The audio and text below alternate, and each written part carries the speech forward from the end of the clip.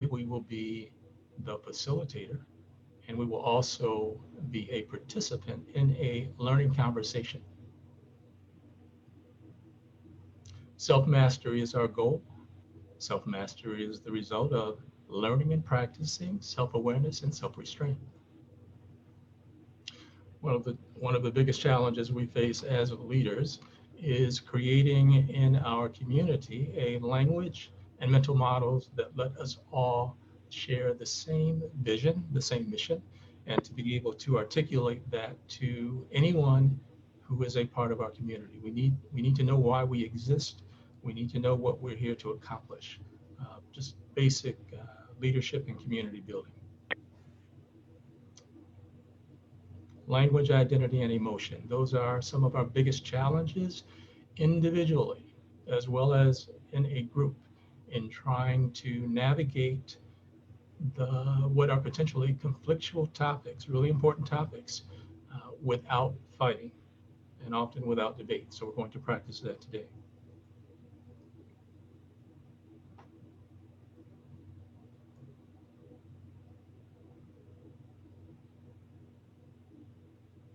What we'll be practicing is improving our listening skills, our ability to identify our assumptions and beliefs.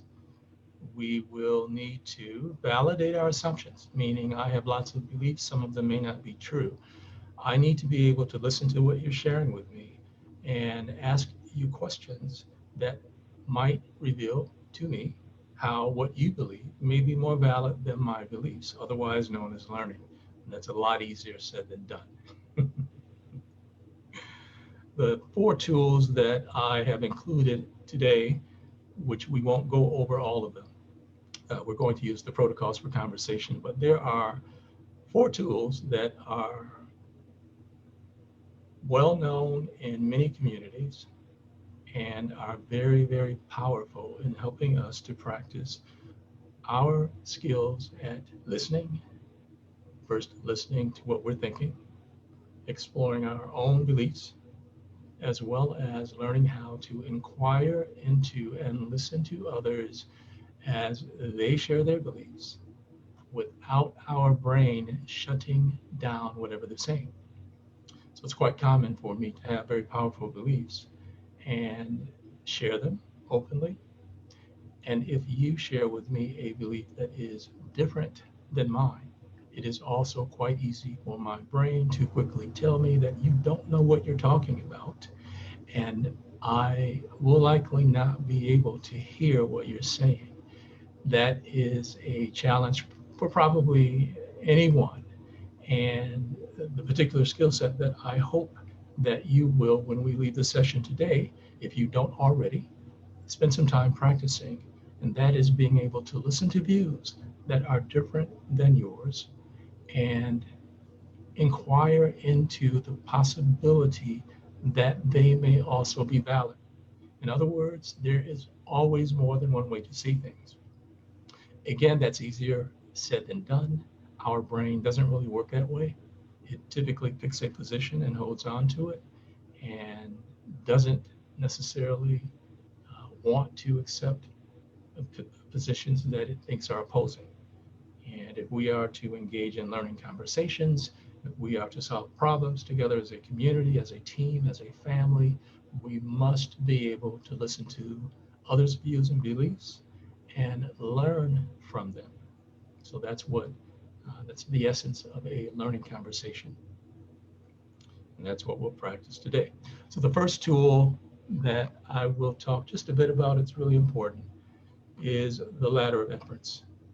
Um, the ladder of inference is a way of thinking about and identifying our brains, assumptions and beliefs, which often make it impossible for us to hear what others say and mean. So let me say that I may think that I'm listening to you, and I may be quite sincere in that belief, but it's very possible that I hear your words and I've already shut you down. I may not be able to hear your beliefs if they're different than mine, but I can convince myself that I have. That's a real problem if I really need to know how you see things and if your input is valuable. The ladder of inference is a way for me to begin to think about what happens when I have strong beliefs and what others do, and to be able to either not what we call climb the ladder of inference, that is, become victim to my assumptions and my beliefs, thinking that they are the only way to see things. Once I climb that ladder, which is almost always unconscious, I'm not doing this intentionally. Once I begin to believe that I'm right, once I believe that my assumptions are true, it is very difficult for me to hear something different. So if you look at the bottom rung of the ladder, it's on your right, you'll see that our brain sees a small subset of what's actually going on in our environment. So that's typically sensory data, what we hear, what we see, what we touch, what we taste, what we smell. Our brain instantly adds meaning to that. One of the questions, or some of the questions that it's asking all the time, which we likely do not hear, is this true? Is this right? Is it wrong? Am I safe? Am I being threatened? Is this someone who I trust? Um, Often in the background, we have a narrative going on, a series of questions that our brain is asking, which sound something like should, shouldn't, good, bad, right, wrong, okay, not okay.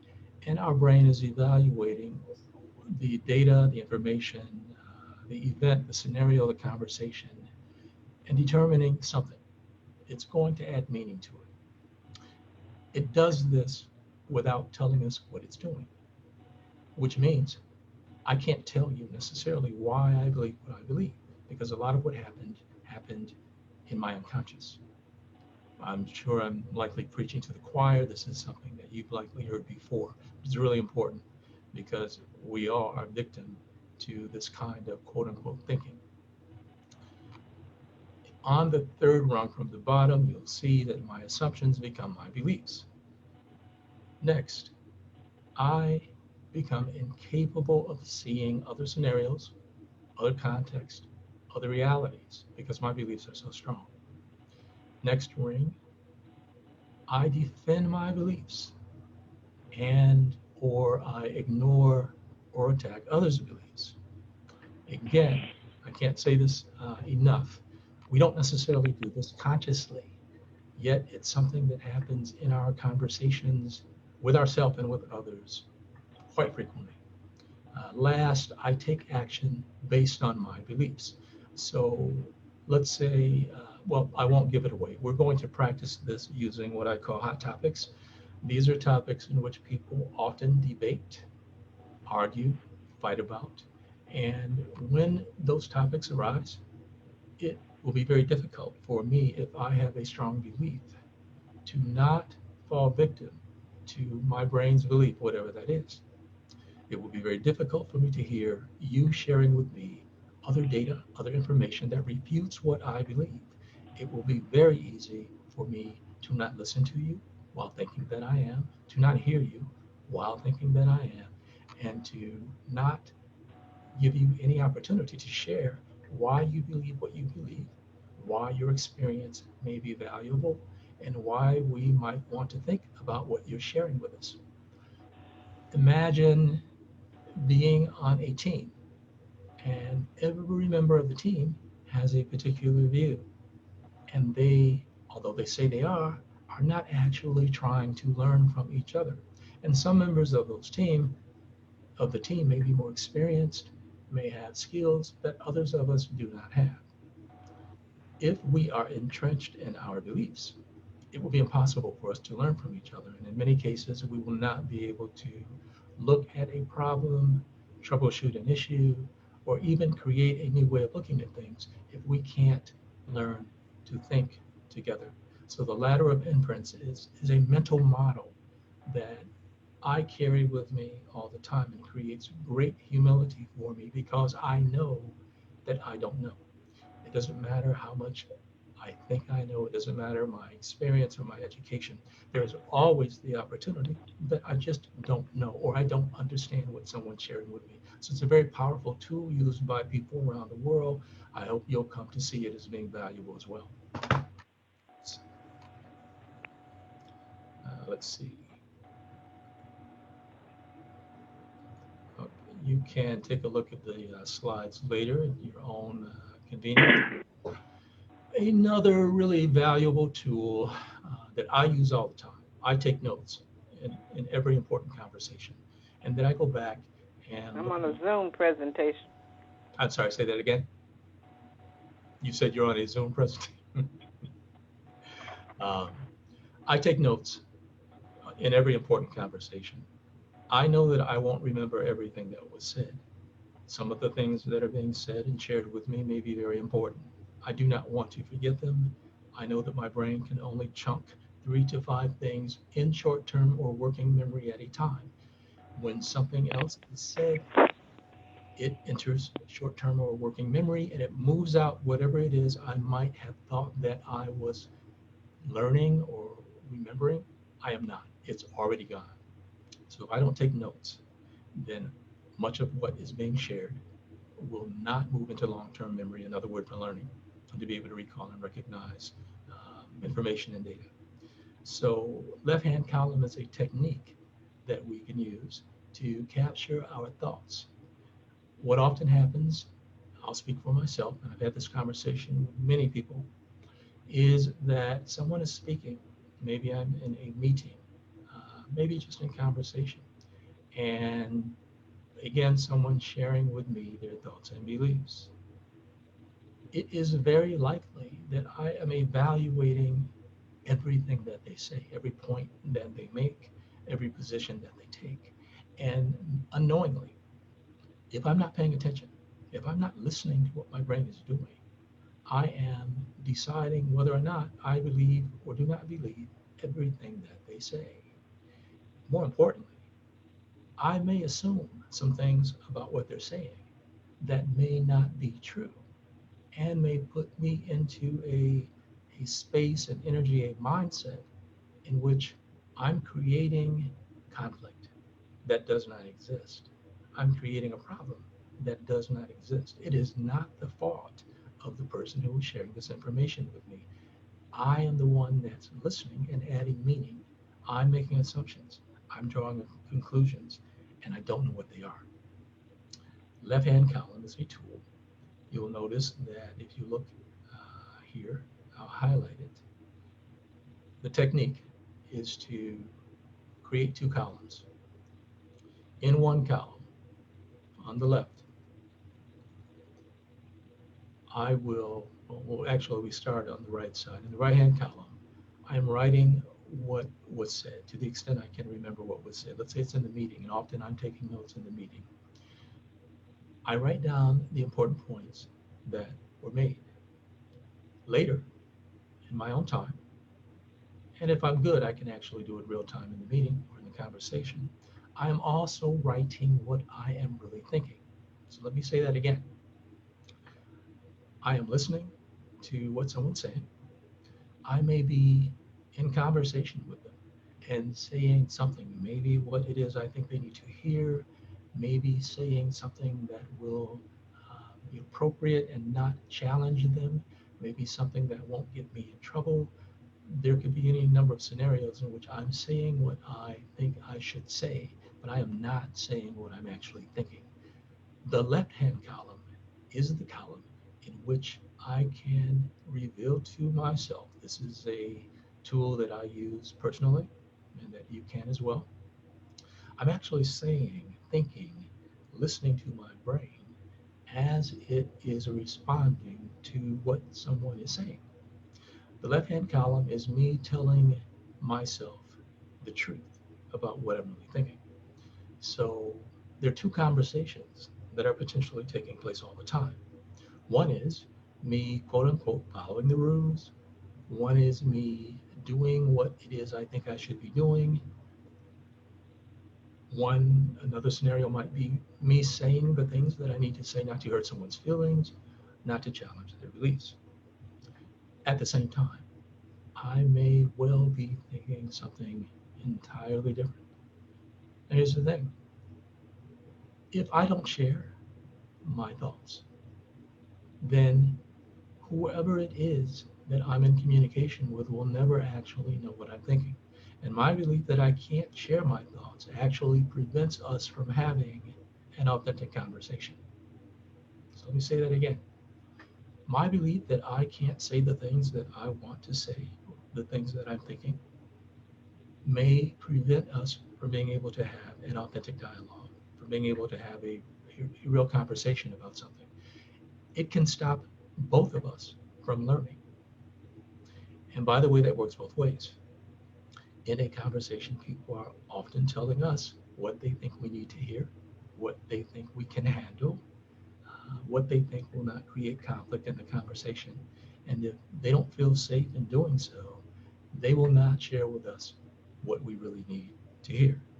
And in a leadership position, especially in organizations with lots of people, there are things going on that we're never going to know unless someone has the courage and the trust to be able to tell us exactly what's going on. So the left-hand column um, tool is a tool that can be very useful for any two or more people who really want to share what they're thinking and contribute to an authentic dialogue that would not ordinarily be the case. It's a very powerful tool. Okay, the next tool is one of my favorites, the five whys. Very simply, in conversation, I'm going to tell you what I think, what I believe. You may or may not agree with me. You may not understand what I'm saying. You may even agree with me. The fact is, I'm making all kinds of assumptions and I'm sharing them with you. I may not even know what the assumptions are that I'm making. I may not know what my beliefs are. But if I don't know, it's not possible for you to know either. Equally as important, what I believe may not be true. The way that we're doing things, let's say there's a problem that comes up and we don't know why that problem is occurring. So you come to me and you ask me why we're doing things a particular way. I share with you why we're doing it that way. You've asked the first why. In the five whys, you are already acknowledging that you're not going to challenge me. You have learned a language to ask me questions, what we call the five whys, to uncover my assumptions and my beliefs in a way, excuse me, that does not threaten me, does not embarrass me, but helps me to think more deeply about things that I may be taking for granted in the task that I'm performing, in the process that we're using, in the way that I'm thinking about things. I may have done this so long, so many times, that I don't know that there's another way of doing this that may be better. You don't necessarily know either, but you can help me surface my thinking by simply asking me, why do I think this? Why did this happen? What might be a reason for doing it this way? And no matter what I share, what you're going to do is find a way to ask me why, what, how. Those are forms of why questions. You're committed yourself, not necessarily telling me, of course, but you're committed to asking me five why questions. And I can assure you, having done this many times, invariably, both of us are going to learn more about the topic, the problem, the challenge, or maybe something that we're trying to create than if we had not used this particular tool to force us to think about things deeply. It's a very powerful tool. It's actually easy to use with the exception of the language, being able to ask questions without embarrassing and threatening people. And so that will be the last tool that we'll practice today. Um, and here we are. Language is the is the engine of conversation. Everything that we do in some way involves language. Even when we're imagining things as stories, what I call fairy tales, we can imagine scenarios, remembering them from our past, which without getting into any detail, our memory is actually reconstruction. It's not a videotape of what actually happened. When we remember something, we're putting together bits and pieces of memory, some of which may have happened, some might not have happened. The context in which we recall them may not be the same context in which we are remembering them now, so they may not even fit, but that is our memory.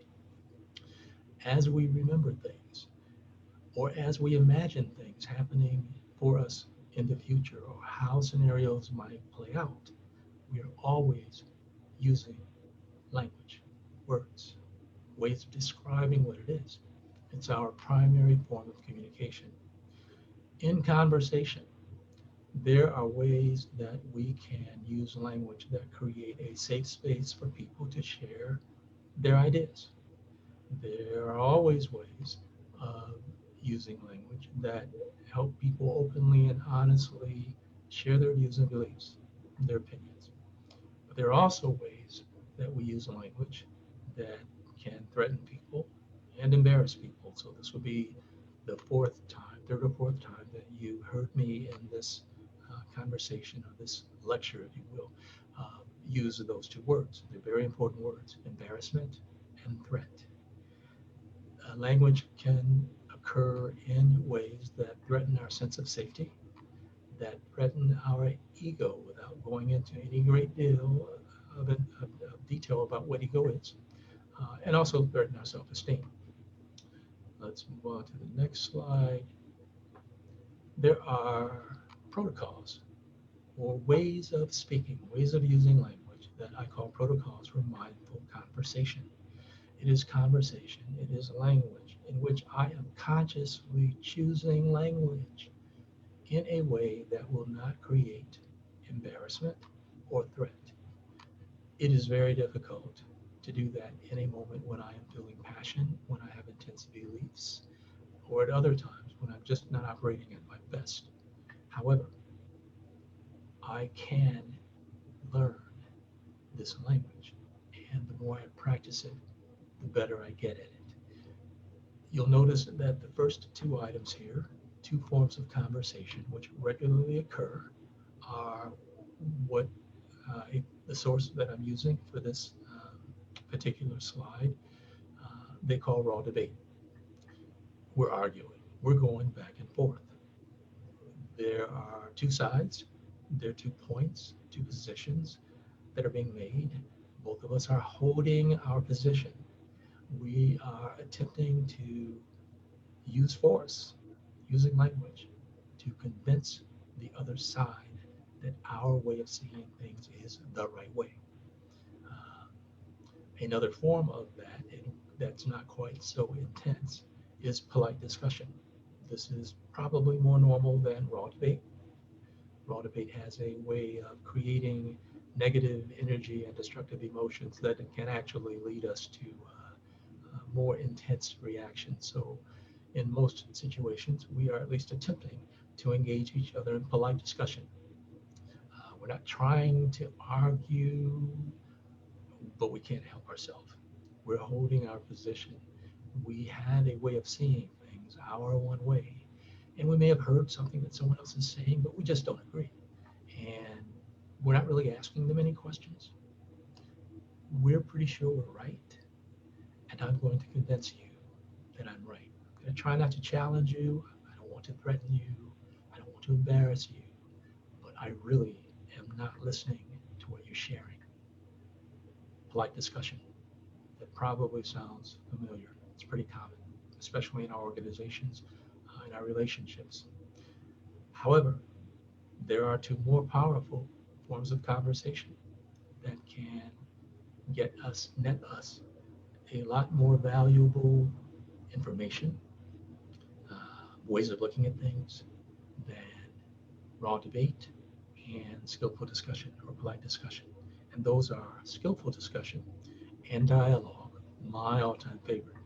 Skillful discussion means that I have a language and a way of asking questions that create for you the opportunity to share with me more information, more data, and I am also challenging in a safe way, what I think is a safe way, your position. But I'm trying not to do so in a way that embarrasses or threatens you. So we're not in conflict, at least my goal in skillful discussion, or our goal, if we both have that skill, is to not debate. We will hold our position, we will defend our position, and there is some form of listening in which we're trying to learn from each other. So it's a form of learning conversation. However, it is very different than the last form of conversation, and that is dialogue. In dialogue, it is not my goal to prove to you that I am right and you are wrong. I have a single goal in dialogue, and that is to learn how to see whatever you are sharing with me through your eyes. Let me say that again. In authentic dialogue, whatever my position is, it really doesn't matter. I need to hear what you're saying.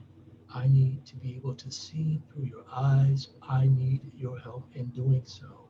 I need a language which helps me to encourage you to share your views openly and honestly without feeling embarrassed or threatened. And that's a language that we're going to practice today.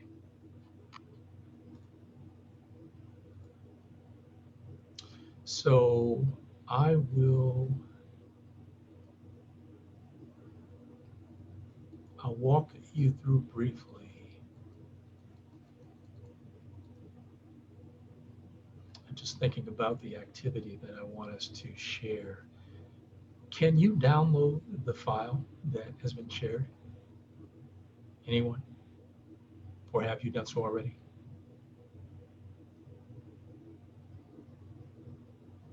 Yes, no.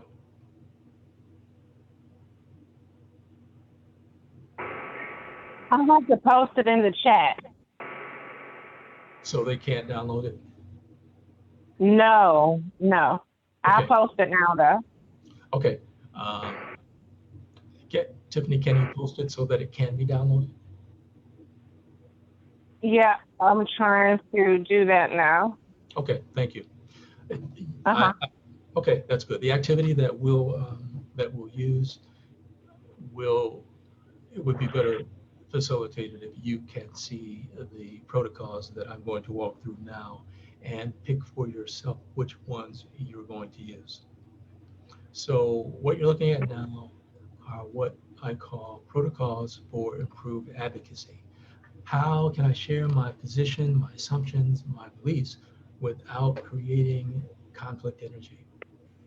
So these are very specific words that I want you to take a look at. And as you do so, I want you to imagine being in a conversation with someone that is that is a topic that you have strong feelings about. And invariably, when our emotions kick in, when our strong emotions kick in, it can be very difficult for us to hear what others are saying, to maintain our self-awareness and our self-restraint. This language is designed when we practice it, both when we're not in a situation in which we're experiencing conflict, and most importantly, or obviously most importantly, when we are in a situation, in a conversation that feels conflictual, these words, this language is designed to create in the environment that we're with, in the conversation, for all participants, energy, a way of experiencing the conversation that does not feel threatening.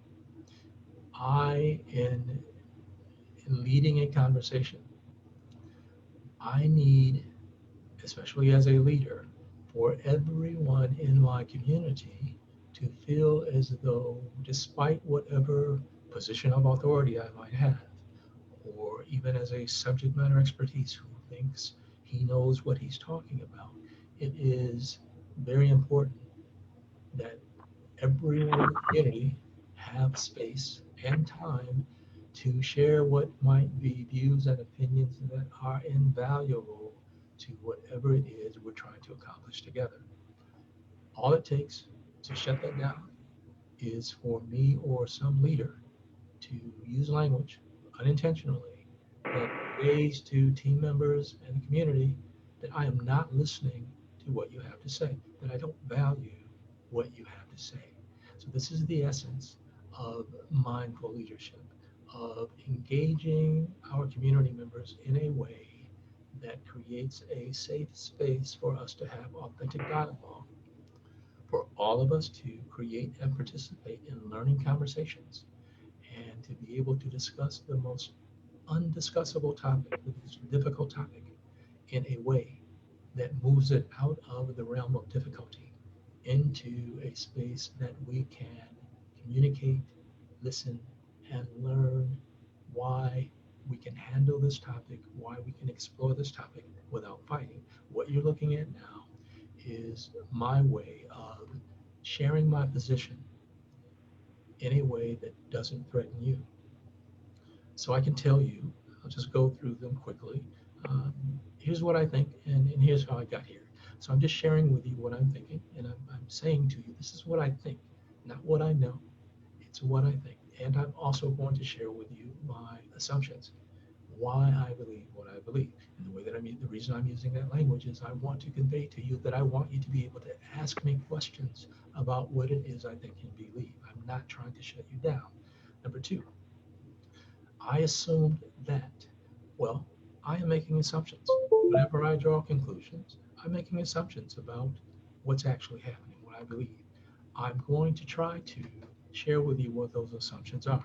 And this is where the other tools that I shared with you earlier really come into play. Being able to use the ladder of inference on my own as I explore rung one, what it is that my brain saw, heard, touched, whatever the sensory data, what meaning my brain added to it, what conclusions and assumptions I have reached, and whether or not they are true. I need to be able to use the ladder of inference. I need to be able to use left-hand column to uncover for myself what I really think, what's going on in my head. Then and only then can I share them in my conversation with you. I can share with you, if you look at number 2 and 3, what my assumptions are. I can share with you my conclusions. I can share with you in language and help you know that I'm trying to paint a clear picture for you what I'm thinking. Notice number 4 is a request of you to try to see things through my eyes. Very openly, very honestly, I'd like you to follow me as I'm doing in this presentation, if you will. I'm asking you to listen to what I'm saying, try to see things through my eyes. It's not the only way, but it's certainly one way of looking at things. The question number 5 is a powerful question that I use often, and that is, what do you think about what I just said? It's a request for feedback. It's one thing for me to say something, but if I'm talking to myself, then what is the point? I need to know what you heard. I need to know what you think. In the communication process, you will likely have seen the model of the sender and the receiver. One of the most important exchanges between the sender and the receiver typically does not happen in our conversations. It's probably very cumbersome to do so, but that point at which the sender has said something, the receiver has received or heard what was said and is now asking the sender, did I hear you correctly? The meaning that you intended? You heard my response? Is it the meaning that I heard? And this is a powerful form of communication that gets us in sync, but it's also, again, very cumbersome. But that's what number 5 is. And number 6 is also a request that is to you to help me think through things in a different way. So notice the language that we're using here. I'll ask you at some point to provide some feedback. So I'm just going to go through a couple of the other items. Let me also ask you, if you can now, to download this particular presentation that has the protocols here, because I'd like you to be able to look at them and make a choice in our activity which protocols you're going to use. Okay? Okay, so without going over them, I just want to share with you that there are important ways of being able to ask people what they think or why they think what they think.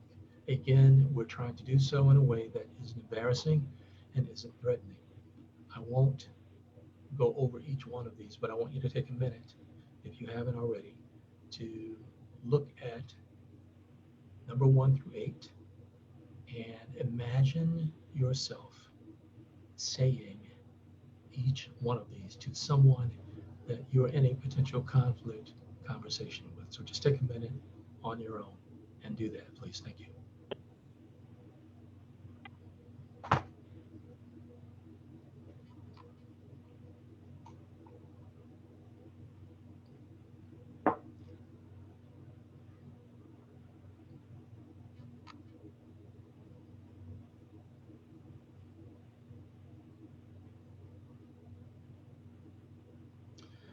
So notice, I'm not challenging anyone, their position.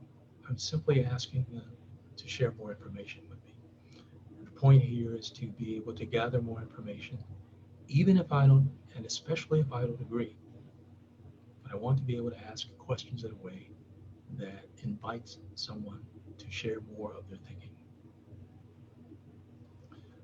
The next set of protocols is for disagreeing. Again, this is really important to be able to use language that conveys that I don't necessarily agree with you, but I'm not trying to shut you down, and I'm not saying you're wrong. But I want us to be able to hold both views in a way that we can evaluate them. So take a look at the language. Take a minute, please.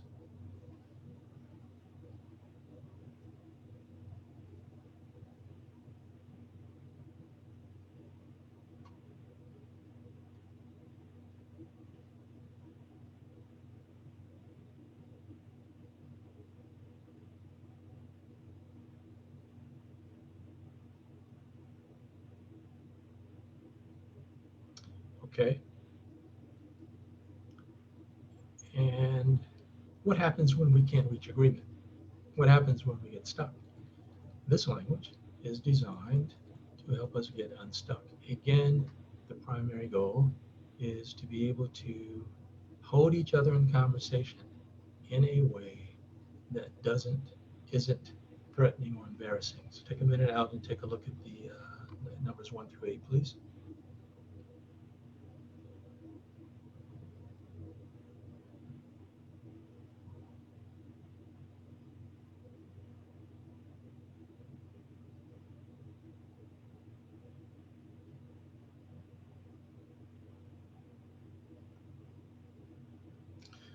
So notice the energy in the way that I'm disagreeing with you when I use this language. I hope that you can feel that these words have an entirely different energy than me telling you you don't know what you're talking about, and I can't imagine why you even reach those kinds of assumptions. What are you thinking? Dramatically different way of looking at things. So we're going to practice. I want to give you the opportunity to practice these, but before I do so, I need you to weigh in on a couple of questions that I have for you. The first one is, and this is for everyone participating now, just quickly share 30 seconds or less your thoughts and feelings about the protocols for advocacy. Can you see how when you use this language that you're changing or guarding and creating the energy in your conversation in a way that creates a safe space for other people to communicate? Let me say that again. Can you see in using this language how you are creating a safe space for others, even when you disagree with them? So I'd like each of you just to share a minute or two, 30 seconds actually, what you think about this way of thinking or talking about things, please. Diana, I don't see it as being antagonistic. It's that whole concept of artful listening and questioning. And it seems like the goal is to get resolution. And the way to get resolution is not to say things in a conflictive type way or antagonistic. Well said. Thank you, Diana. Anyone else? Everyone else?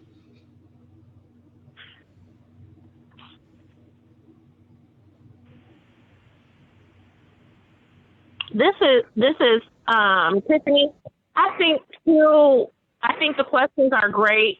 I think too the sender has to still has to still be considerate of their tone, because sometimes when you're, heated or passionate, your tone can mean one thing to the receiver and something totally different to you. For you, it's just your passion.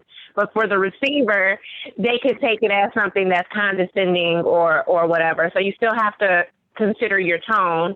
And then I think by asking those questions, the receiver also will feel like they're being heard and they're being considered. Thank you, Tiffany.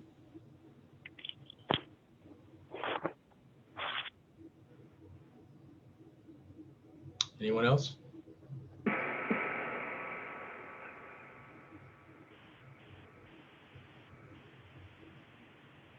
This is Barry. I will add in. Okay, if I'm just trying to put some things together, Sam, because number one, I'm on a phone and I'm really having like a hard time understanding you certain times, only because I'm on the phone, Okay. But I will say this, okay? Now, if I were to have a conversation, let's say based on the way you've been giving the whole presentation, I mean, it's been smooth, but to me, it's been kind of monotone. It's been just right there. Now, if I were to have a conversation the way you've been giving this presentation, there's no way in the world that the other person that I'm speaking to, they could not think anyway that I'm attacking them. Because again, there's nothing threatening. It's not aggressive. It's not loud. It's not forceful. It's like we're just having a conversation. It's really, this is not a debate. I'm just sharing some information with you. And again, I'm just kind of, to sum this up in my brain, I'm having a mindful approach to this session. And based on the way you're giving the presentation, that's what I got out of it. Now, one, I think because she was much closer to her microphone. Now, for instance, when Tiffany just came on and Tiffany asked the question, Tiffany she wasn't aggressive, but it was louder, it was more forceful. I still would not think that it's an attack. But again, it's just the comparison between, let's say, the two volume levels. That's really what I'm getting out of it so far. But again, brother, I am at times having a hard time really hearing you, only because I'm on the phone speaker. Okay. So yeah. Thanks for that feedback, Barry. Yes, sir. Anyone else?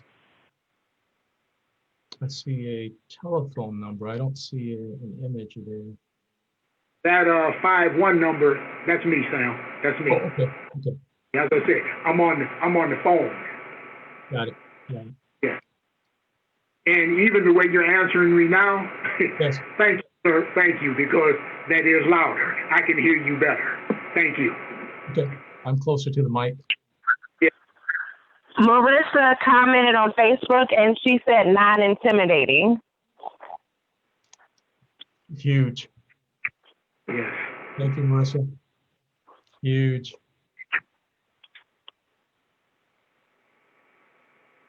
Anyone else? Okay, so thank you for that feedback. And again, the idea is that we can learn to use language in a way that advocates for our position, that we believe that we're right, or we believe we know something and we want to share it and we want others to hear us and to also believe what we believe. We can do so without being threatening.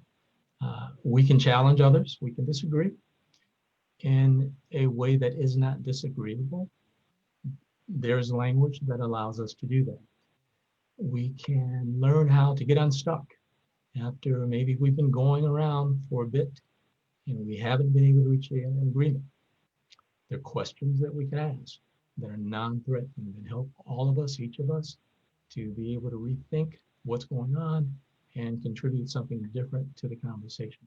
So in authentic dialogue, when we are aware of what's happening in our head, we can use words, language, to create energy and safe space for people that we are in a relationship with. Okay, so let's practice. So I'm going to share with you what are, I think, some hot topics. And these topics typically have at least two sides. And I'm hoping that you will pick a topic and your side on that topic. And I'd like you to use one of the protocols, in this case, when you're sharing your topic with us. I'd like you to use the protocol for advocacy. Pick one or more of the ways that you might say things and say them passionately, as passionately as you like, but use the protocols, use the words in doing so. So I want you to hear and feel what it sounds like when you use this language, even when you passionately are advocating something you strongly believe in.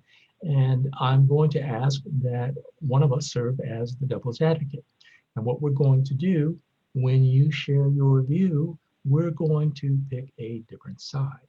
And we also need to use one of the ways of saying things, one of the protocols for disagreement, one or more of them. So we're going to disagree with you, but using the conversational protocols in a way that does not create for you energy that is threatening or embarrassing. Let me say that again. One of us is going to disagree with you, whatever your side is, and we're going to do it intentionally, even if we don't necessarily disagree with you. But we're going to use the protocols. We're going to use a language which allows us to practice disagreeing with you without creating embarrassment or threat. So that's essentially what this slide says. I'll show you what the topics are. And let me ask, has anyone been able to download the session? No, not yet. Okay, so what that means is, It is in the chat box. Can you guys see it? Yeah. Okay, if you can bring up the page numbers.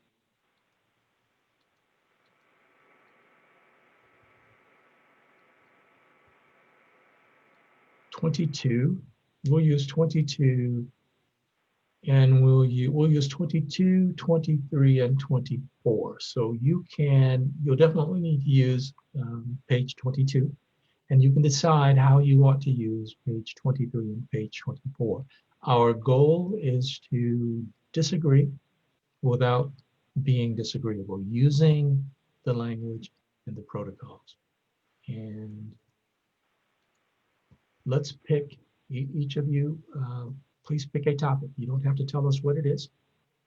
Pick a topic in which you ideally have a strong view and are willing to share your position and even defend. And one of us, I think in the interest of time, I'll play the devil's advocate, and I am going to challenge your view, potentially inquire into your view, and try to do so in a way that does not create conflict. Okay, so we'll practice together. So let me know when you have picked a topic or chosen a topic that is not on the list. So I need to hear from each of you when you have picked a topic. Thank you. I have one. This is Tiffany. Police brutality. Okay, next person.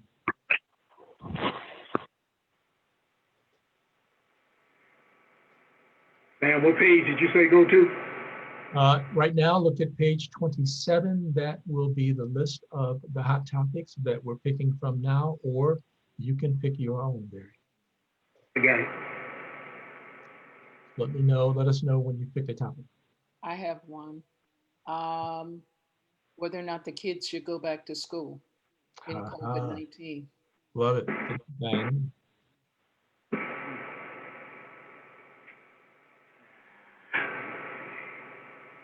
Did you pick a topic, Barry? Let's go with marriage. Okay.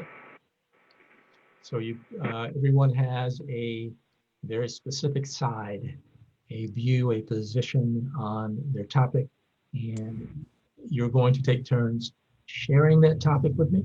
So I want you to, or with us, I should say. So I want you to go to page 22. And what you're going to do is begin to share your topic. You're going to use, first tell us what you think, and then use one of the 6 protocols here, one of the 6 ways of thinking about things after I disagree with you. So you're going to share what you think, take 30 seconds or less. I'm going to disagree with you using the protocols, and I want you to come back or use the protocols on page 22 to respond to me disagreeing with you. So you're going to give me more information. So I'm going to try to create conflict with you. You're not going to let me.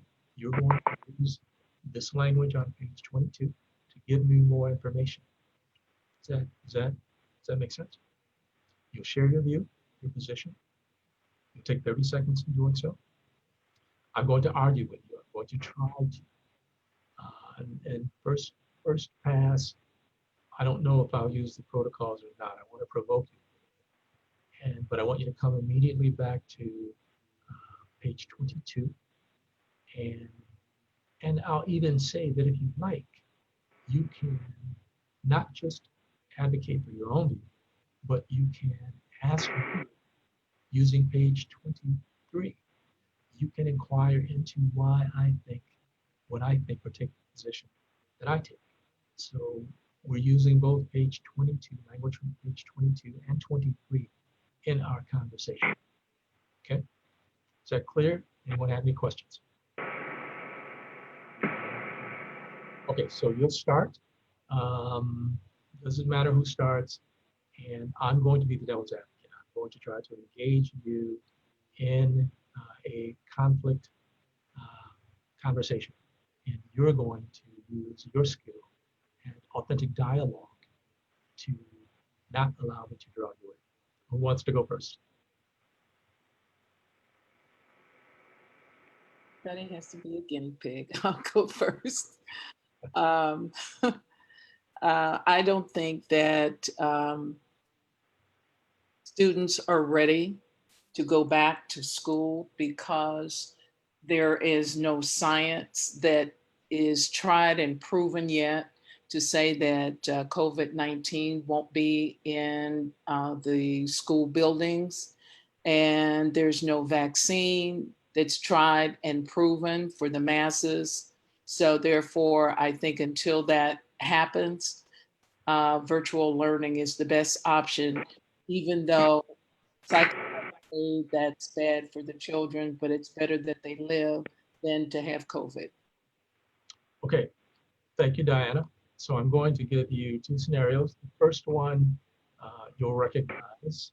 The second one will be me practicing my skills. Diana, I don't know why you believe what you believe. The president, his advisors, people that he's picked, all kinds of people have already thought about this, and they've decided that it's safe for our kids to go back to school, that they don't need just a distance learning option. People have been going to school and they haven't been dying just because they go back to school.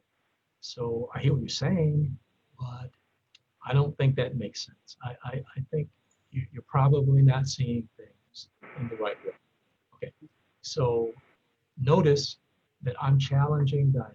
That Diana, notice I'm challenging, essentially I'm telling you, you don't really know what you're talking about. I don't know why you think the way that you think. And let me ask you, how do you feel about the way that I am responding to your position? I hear your position. I hear you very clearly. However, here's an area that you might be willing to help me think through, and that is the economy. If you do not have your health and strength, which COVID-19 is interfering with, what kind of economy would you have?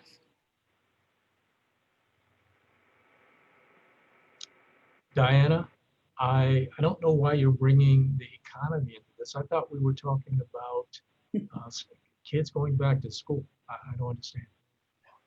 Well, it seems that you made a reference to those who are supposed to be the know, knowledgeable, the president and other quote experts. And it has already been proven by behavior of some of our college students that as much precaution as you take, it's not enough. And COVID-19 is still with us in a very prevalent way. So that's where my thinking is coming from with, and it lies with the experts. Okay. So we'll go offline for a second. So Diana has shared with me very openly what could have been her response to what I showed you on the screen now, which are ways that I might have asked her to share how she reaches her conclusions. I could ask questions like, can you help me to understand your thinking, Diana? Can you share with me what leads you to draw the conclusions that you draw? Diana has already done that. So she's already engaged in a form of authentic dialogue. She's sharing her thinking, she's sharing her beliefs, and the conclusions that she's drawn. So I don't necessarily have to ask her these questions, even if I don't disagree with her, even if I disagree with her, even if I don't believe what she believes, and even if I feel like she doesn't know what she's talking about. She can ignore whatever I say and or listen and learn. But most importantly, she's sharing with me openly and honestly her assumptions, why she assumes what she assumes, and what her conclusions are. So she's giving me more than just her view and her position. So, nice job, Diana. Thank you very much.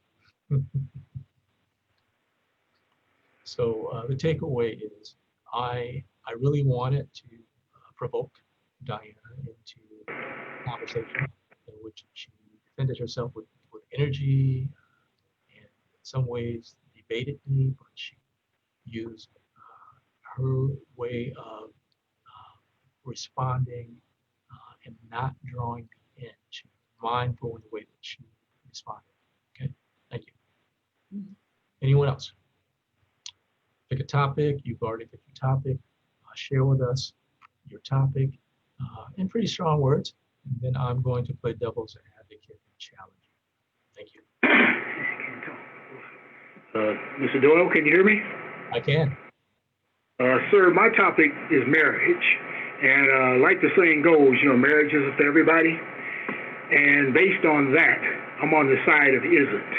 I came to this conclusion because 85% of my married friends are now single. So let me make sure that I hear what you're saying, Mr. Hubbard. You're saying that because your friends, most of your friends are single, that everyone else shouldn't get married? Is that what I'm hearing? Since I'm a stat man, and again, the majority of my friends who were married, they're no longer married. I'm really of the mindset just to kind of err on the side of caution. Okay. So what if I were to tell you that my position is that the only way that you're going to know that marriage works is to try it. And if you're not willing to try it, then there's no way that you're ever going to know whether it's going to work. And are there any questions that you might like to ask me to inquire into why I think what I think? So I'll direct you to page 23. Let me ask you, can you see, Barry, these protocols? Yes. Okay, so do me a favor, go to page 23 and pick one or more of those questions and ask me about my position. Okay, can you help me to understand why I think this way? Can you help me to understand my thinking? Mm-hmm. And try number 3. Okay. All right. Can you share what leads? Okay. Am I supposed to be saying? Can you share what leads me to draw this conclusion? Yeah, you're actually asking me about my position. I'm saying you can't learn about marriage until you try it. Oh, okay. Okay, I got you. Can you share what leads you to draw that conclusion that marriage is not for me? Yes. Try number 7. Right. Can you share an example of when this happens? It's true. And number 8, you're the data guy. Yeah. Can you share what data you have to support your conclusion? Thank you. And those questions put me in a position, no matter what my position is, you're asking me to share my assumptions and my conclusions. I haven't necessarily shared them with you. I just told you what I think. But without necessarily challenging me, you are asking me to say more about what I think. So it's kind of tough for me to fight with you right now because you haven't really engaged me. You're just giving me the opportunity to share what I think. Now, you may be sitting back waiting for me to say something that you can better understand why I don't know what I'm talking about, or that my views, you understand my views, you can begin to see through my eyes, whether or not you agree. The idea here is that you would be able to repeat back to me or anyone, let me tell you why Doyle holds the position that people can't judge, shouldn't judge whether or not others should be married until they try it. You may or may not agree, but by asking me these questions, you will hear my answers and you would be able to understand why I think what I think, and even repeat back what I think to other members of our community who don't know why I think what I think. So thank you, sir. Nice job. I appreciate it. Thank you, sir. All right, we're right at 6:45. Tiffany, should we call it quits? I think Talay wanted to go. I think Princess Talay should. Hi. Yes, my topic was wealth inequality, and I feel like the fact that there's such a large gap, um, it's wrong. I feel like no person should have trillions of dollars or billions of dollars when there are people who are still homeless and have no food to eat. And there are a lot of abandoned buildings and a lot of infrastructure that could be used to support the homeless and provide them shelter. Um, there's a $1 billion corporation and they're giving their employees $10.50 an hour for standing on their feet for 8 hours a day. I think that there should be some way where we can spread the wealth around so there isn't people struggling to survive every day. Talay, are you suggesting that if I'm a billionaire, that I should share my wealth with people who didn't earn it? I feel as though that if you're a billion, there's just no reason why there should be billionaires when there are people struggling and poor. I'm not saying you should have to share your wealth. I'm saying that the system is messed up where it allows someone to reach that much success when there's other people who need resources. If that much money is available, then it should be put out to the people who need it. Tolay, I disagree. I think that anyone smart enough to become a billionaire should be able to do so in our society. And I don't think we should blame billionaires for becoming billionaires. I don't think that's fair. I don't think that it's fair that there's systematically a system set up where people can't achieve that. So if you don't have a certain level of education, or if you're in an area where you don't have the same resources available to you that somebody else might have had, that you don't get the chance to reach that level of success. Okay, so we'll go offline for a second.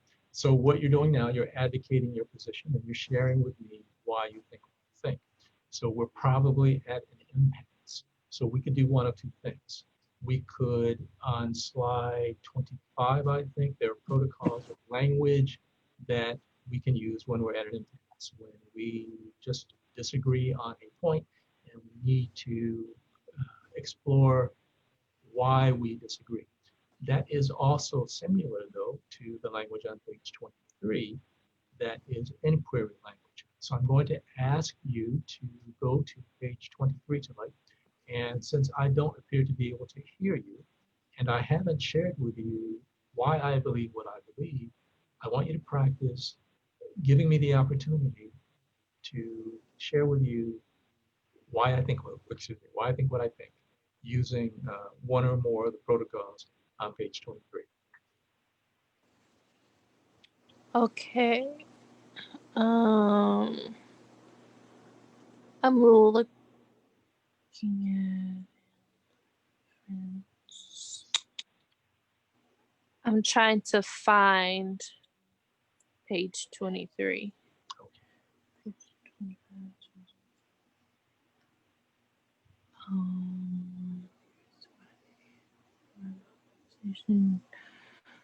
Is that where they, can you help me understand your thinking? Is that what you want me to choose from, that section? Yes, ma'am. Thank you. Okay. Can you share what leads you to draw that conclusion? And the conclusion that I don't think that people who didn't earn the wealth should have to benefit from it? Yes. Well, I tell you, this is America and blah, blah, blah, blah, blah, blah, blah. So that question forces me to think about why I said what I said. So that's a great question. Pick another one.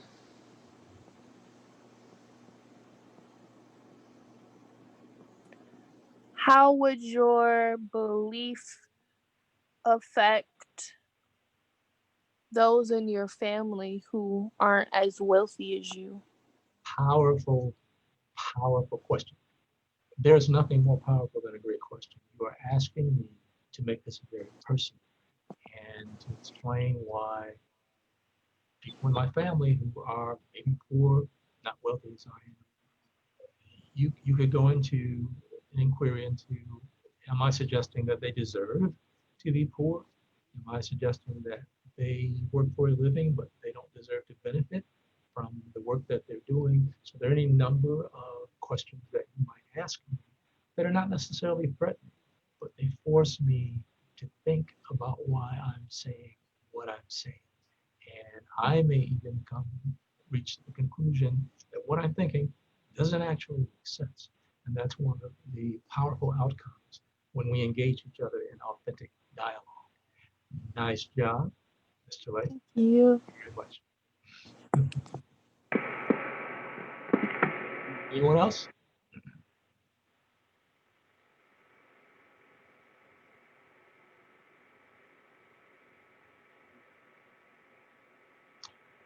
Well, if no one else wants to give me a chance to play devil's advocate, I want to thank you for participating in this third leadership session for the Southfield Community or Coalition Southfield Community Anti-Drug Coalition.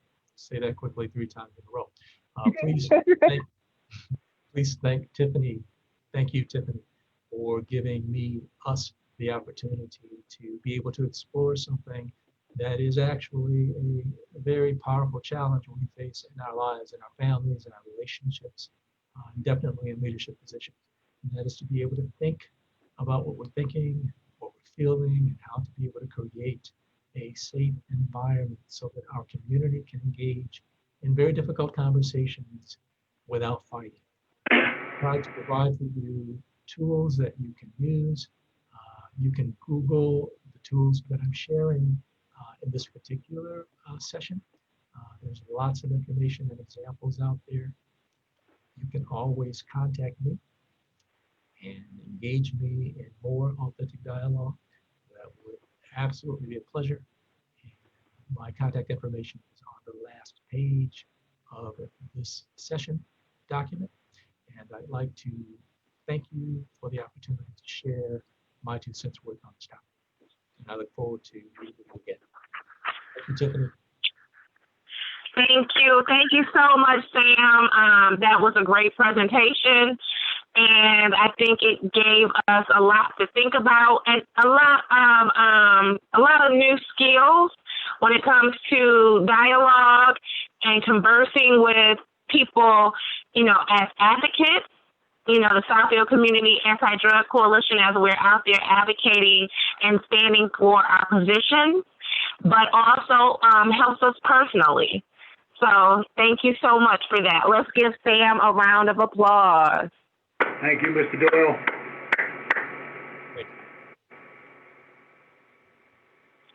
So we are winding down, the summer session, and I think we have one more training, which is next Monday, because it's 5 Mondays in August. So we definitely want people to join us for that Monday as well. And then that will end our summer session. Thank you for being with us this summer, Sam. Thank everybody for watching on Facebook. Thank you for attending our Zoom. And we will see you next Monday for the last session. Thank you. Good night.